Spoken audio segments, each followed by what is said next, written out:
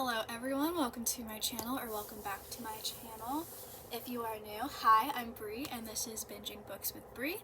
I'm currently going to do a book review on the Chestnut Man.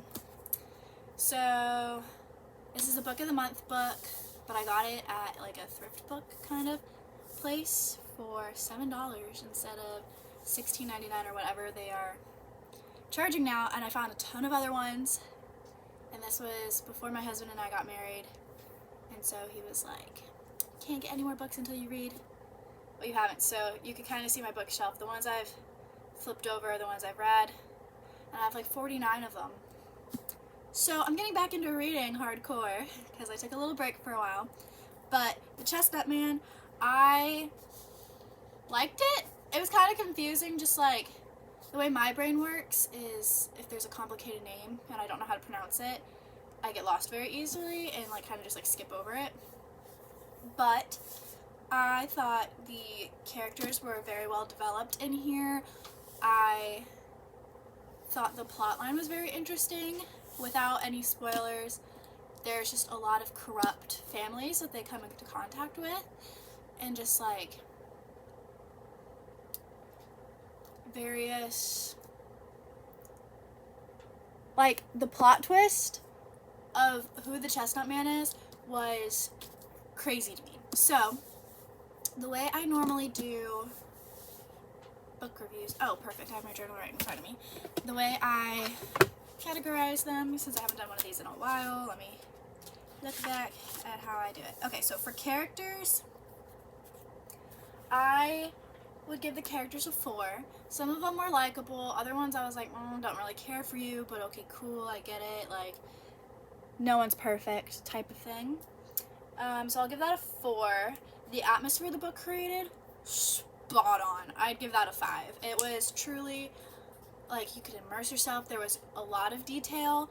It was just, the author did a good job at, like, describing places, which is kind of important because you're hopping timelines a little bit in it.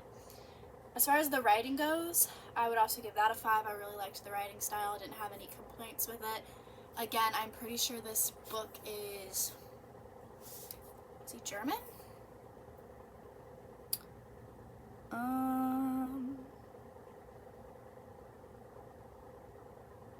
Copenhagen. He lives in Copenhagen.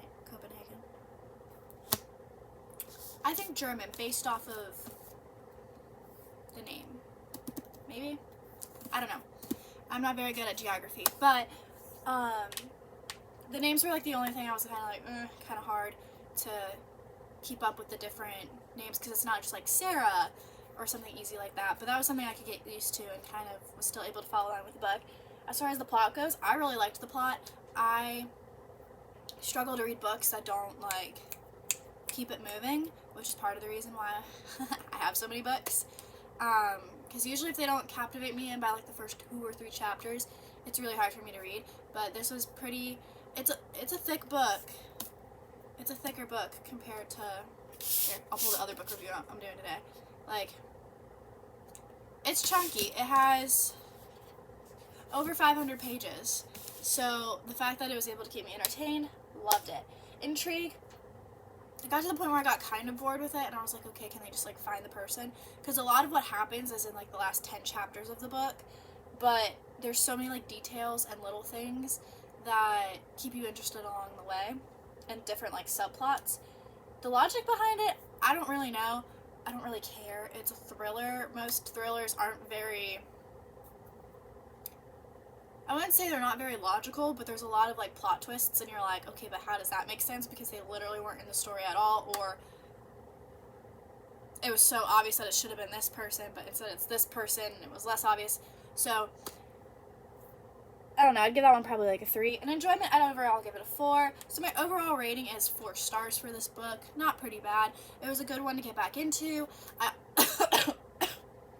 Sorry, I've been sick for the last 2 weeks, and I just got my voice back, and so I'm trying to get back into the routine of things and get caught up and just do other fun video ideas I had before I got sick.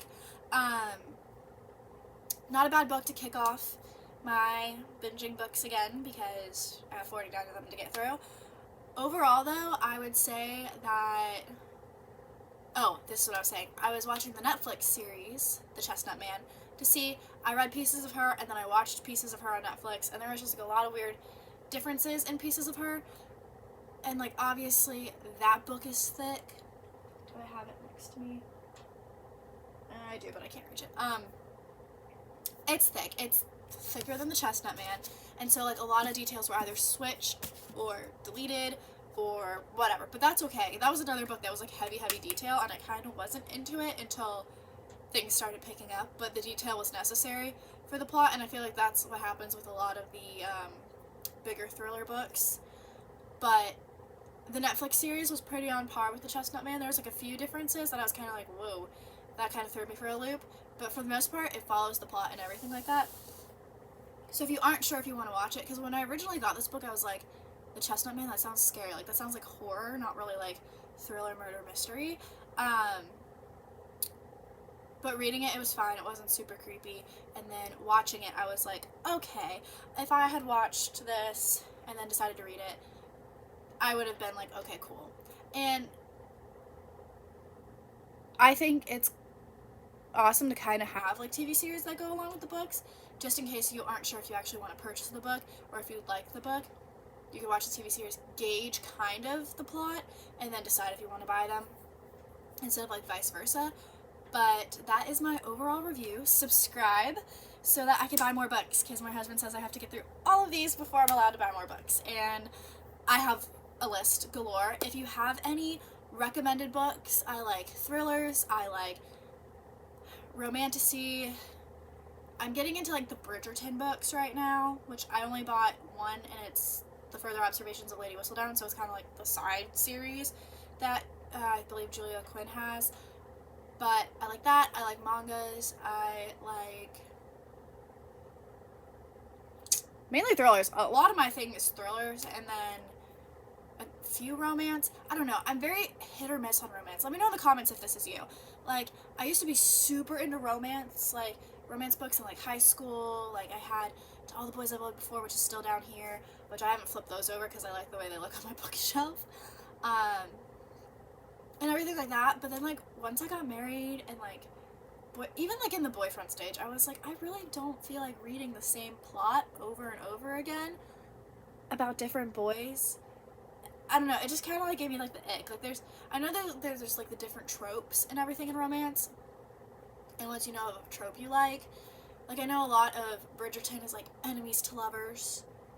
At least like the first season of Bridgerton was, and like some of the books, like even so in the Further Observations of Lady Whistledown, sorry, this is such a side rant, and this has nothing to do with the Chestnut Man, but in the Further Observations of Lady Whistledown, there's 4 stories in one, and the first one was enemies to lovers, and the second one seems like it's going to be friends to lovers, and I'm not really into that one as much. I don't know why. It's just kind of like